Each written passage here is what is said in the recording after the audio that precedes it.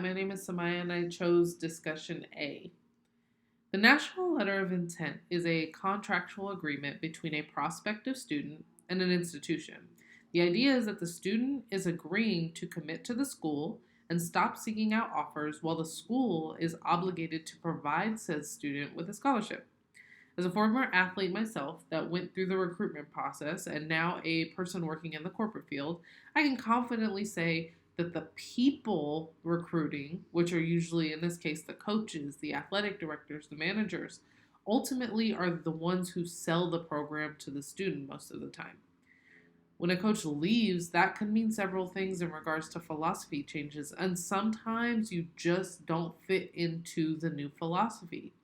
So, great example is for basketball, if you're a lockdown defender, if you think about like Patrick Beverly or Michael Jordan, if a coach if coach A wants to work inside out and believes that defense is the best offense, you most likely will fit in and have an opportunity to flourish. However, if at the beginning of the season coach A leaves and comes coach B, and he decides that it'll be better to prioritize offense and a Golden State Warrior style of play, if you're Michael Jordan, that may still work for you. But if you're Patrick Beverly, it could be detrimental to your career. That example was sports centric, but personality and fit now also matters as well. And that changes when a head coach changes sometimes. So do I think it's fair that athletes can't be released from immediately from their letter of intent? No. However, I understand it is a contract. In the contract, there is a finite number of reasons for the immediate release of an athlete, and unfortunately, this just isn't one of them. I imagine it's most likely due to how arbitrary it looks and the fact that you're leaving just doesn't affect the team, it affects the school. The coach is not fulfilling your scholarship portion of the contract, the school is. So, if it's really easy to see why a school would want to give up their investment so quickly.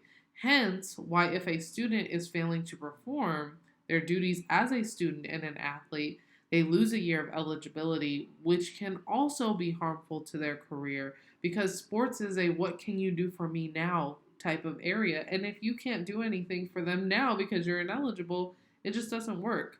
So, in summary, the athlete side of me says, yes, this is totally unfair. In my corporate job, if the person who recruited me left before I even stepped foot in the building, without the vote of confidence from them to continue to follow through, I might look for a different job because to me, that's the person who's going to be rooting for me, the person who hired me.